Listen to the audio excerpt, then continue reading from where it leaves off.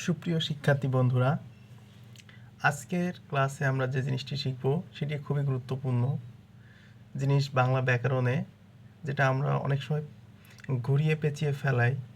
এজন্য আজকে আমরা যেমন বিভক্তি, আজকে আপনারা দেখতে পাচ্ছেন হেডলাইন লেখা আছে বিভক্তি নির্ণয়। আমরা খুব সহজে সূত্রের মাধ্যমে বিভক্তি নির্ণয় শিখব, কারণ বিভক্তি আমাদের নির্ণয় করা লাগবে সমাস কারকে। আজকে শুধু আমরা শিখবো হচ্ছে বিভক্তি নির্ণয়টা খুব সহজেই। তাহলে ফার্স্টে আমাদের জানতে হবে যে বিভক্তি চিহ্ন কয়টি। তাহলে বিভক্তি চিহ্ন কয়টি আমরা সকলেই জানি। বিভক্তি চিহ্ন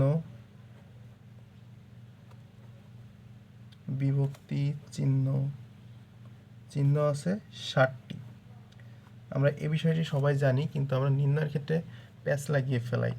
তাহলে প্রথমে আছে কি বিভক্তি চিহ্ন আছে আমাদের কয়টি? 60টি। এখন আমাদের এই 60টি সম্পর্কে জানতে হবে। এই 60টি কী কী আছে, তাহলে আমরা একটু ফার্স্টে দেখে নিই যে এই 60টি বিভক্তি, কারণ কি আমরা অনেক সময় ভুলে যাই, আগে একটু রিকল মনে করাইনি। তাহলে ফার্স্টে আছে কি প্রথমা বিভক্তি, প্রথমা এক দিয়ে মা দিলাম, প্রথমা বিভক্তি। আমরা সকলেই জানি প্রথম বিভক্তিতে কি আছে, প্রথম বা শূন্য বিভক্তি, এটাকে আমরা শূন্য দ্বারা প্রকাশ করি। তাহলে শূন্য লিখলাম, প্রথম বিভক্তি বা শূন্য বিভক্তি। এবার আছে দ্বিতীয়াতে আমরা কি জানি, দ্বিতীয় বিভক্তিতে আছে হচ্ছে আমাদের কে এবং রে আছে। তৃতীয় বিভক্তিতে কে আছে? তৃতীয় বিভক্তিতে আছে হচ্ছে দ্বারা দিয়া কর্তৃক, দ্বারা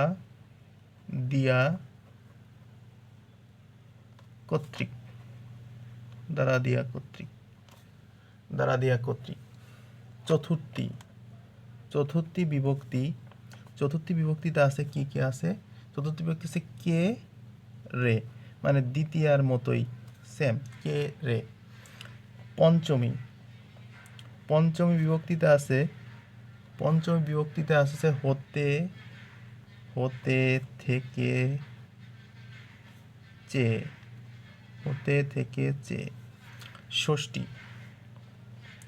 ষষ্ঠী বিভক্তিতে আছে হচ্ছে র এবং এর,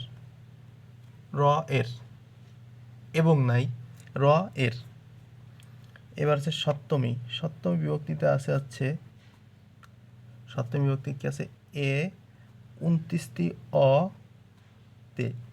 ভাই বোর্ডে একটা জায়গায় জিজ্ঞেস করে যে সপ্তমী বিভক্তির চিহ্ন বলো, তখন আমরা স্বাভাবিক বলে ফেলাই এ অতে, কিন্তু এখানেই ভুল হয়, হবে এ 29টি অ তে। এখন আমরা মোটামুটি এই 60টি বিভক্তি চিহ্ন জেনে গেছি। এখন আমরা জানি আমাদের একটা জিনিস, যে সমাসের জন্য কার্যকর বিভক্তি আছে 6টি। সমাসের জন্য আমরা একটু নোট লিখি। সমাসের জন্য কার্যকর বিভক্তি, সমাসের জন্য কার্যকর বিভক্তি 6টি। দ্বিতীয়া থেকে সপ্তমী পর্যন্ত। আরেকটা শূন্য বিভক্তি। অকার্যকর বিভক্তি, তাহলে কার্যকর 6টি হয়, তাহলে অকার্যকর একটি, সেটা হচ্ছে শূন্য বিভক্তি। এখন আমরা আমাদের আজকে যে থাম্বনেলটা দেখছেন, কি খুব সহজে কীভাবে বিভক্তি নির্ণয় করা যায় একটা সূত্রের সাহায্যে। তাহলে যে কোনো শব্দ থেকে, আমাদের আজকে হেডলাইন হচ্ছে যে কোনো শব্দ থেকে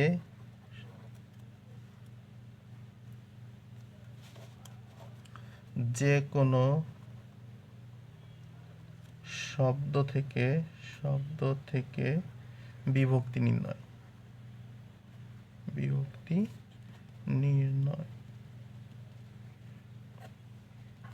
নির্ণয়। তাহলে আমাদের সূত্রটা হচ্ছে কি মূল শব্দ প্লাস বাকি অংশ, এই সূত্রটা দিয়েই আমরা আজকের মূলত বিভক্তিগুলো নির্ণয় করব। তাহলে আমরা দেখি আমার মূল শব্দ, তাহলে আমরা এই সূত্রে একটু ফেলাই। প্রথমেই দিলাম একটা শব্দ নিলাম পুকুর, পরের সুকারে পুকুর। আচ্ছা, পুকুরের মূল শব্দ কি? পুকুরের মূল শব্দ কিন্তু পুকুর। এই র দেখে আবার বললেন না যে র ষষ্ঠী বিভক্তি না, পুকুর মূল শব্দ। মূল শব্দের পরে বাকি অংশে কি আছে? বাকি অংশে কিছু নাই, শূন্য, মানে প্রথমা বিভক্তি। এবার এই পুকুর নিয়েই আজকের খেলা, পুকুর। এবার আছে পুকুরের, পুকুরের। তাহলে পুকুরের মূল শব্দ কি? পুকুর, পুকুর। বাকি আছে কি? এর, এ আর র, এর, পুকুরের। তাহলে আমরা কি জানি এর কোন বিভক্তি? আমরা ফার্স্টেই দেখে এসেছি। এর কোথায় আছে? কোন গ্রুপে আছে? র এবং এর ষষ্ঠী। তাহলে এটা হচ্ছে বিভক্তি কোথায়? ষষ্ঠী বিভক্তি, ষষ্ঠী। এবার আছে 3 নম্বরে, দেখি কি দেওয়া যায়। 3 নম্বর দেওয়া আছে পুকুরে, পুকুরে। তাহলে পুকুরে যদি লিখি তাহলে মূল শব্দ কি? পুকুর। আর এর সাথে আছে কি? এ আছে, এ। তাহলে এ কে আমরা কোথায় পেয়েছি? এ পাইছি সপ্তমী, তাহলে এটা আছে সপ্তমী বিভক্তি। এবার আছে 4 নম্বরে, দেখি কি আছে 4 নম্বরে। 4 নম্বরে লিখতে পারি পুকুরেতে, পুকুরেতে। তাহলে মূল শব্দ কি? পুকুর, পুকুর প্লাস এতে, এ প্লাস তে। তো আমরা জানি দুইটা বিভক্তি থাকলে আমাদের লাস্টে দ্বিতীয়টা নেওয়া হয়। তাহলে তে, তে কোন বিভক্তি? তে সপ্তমী বিভক্তি। এবার আছে 5 নম্বরে পুকুরটি, পুকুরটি। তাহলে পুকুরটি মূল শব্দ কি? পুকুর, পুকুর প্লাস টি। টি কি কোনো এই 7টা কোথাও জায়গা আছে? নাই। অতএব এটি কি? শূন্য বিভক্তি। যেহেতু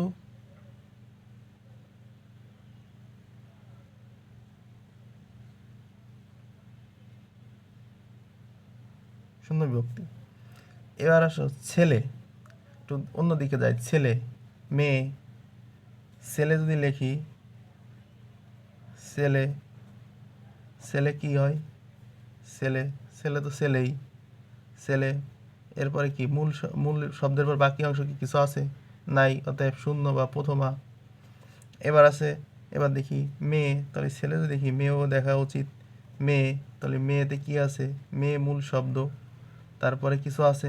নাই, অতএব শূন্য বিভক্তি, প্রথমা, শূন্য বা প্রথমা। তাহলে বিভক্তি নির্ণয়ের ক্ষেত্রে আমাদের আজকের মূল বিষয় হচ্ছে কি? আমাদের বিভক্তির প্রথম হচ্ছে মূল শব্দ, যে শব্দটা দেওয়া থাকবে সেই শব্দ থেকে আমাদের মূল শব্দটা লিখবো। পরে বাকি কি অংশ আছে? বাকি অংশে দেখবো কার সাথে মেলে, ওই 7টি চিহ্নের মধ্যে কার সাথে মেলে। এভাবে আমরা বিভক্তি নির্ণয় করি খুব সহজে। এখন এই লাস্টে র, এর, এইভাবে দেখে, এই যে পুকুরের লাস্টে র আছে, তাহলে কি আমরা কি বলতে পারি র দে ষষ্ঠী? না, কারণ কি পুকুর কোনো শব্দ না, পুকুর একটা মূল শব্দ। আমরা মূল শব্দ প্লাস বাকি অংশ দিব।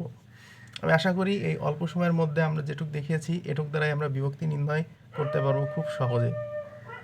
আশা করি আমাদের সাথে থাকবেন, নতুন নতুন ভিডিও পাওয়ার জন্য, শিক্ষণীয় ভিডিও পাবেন।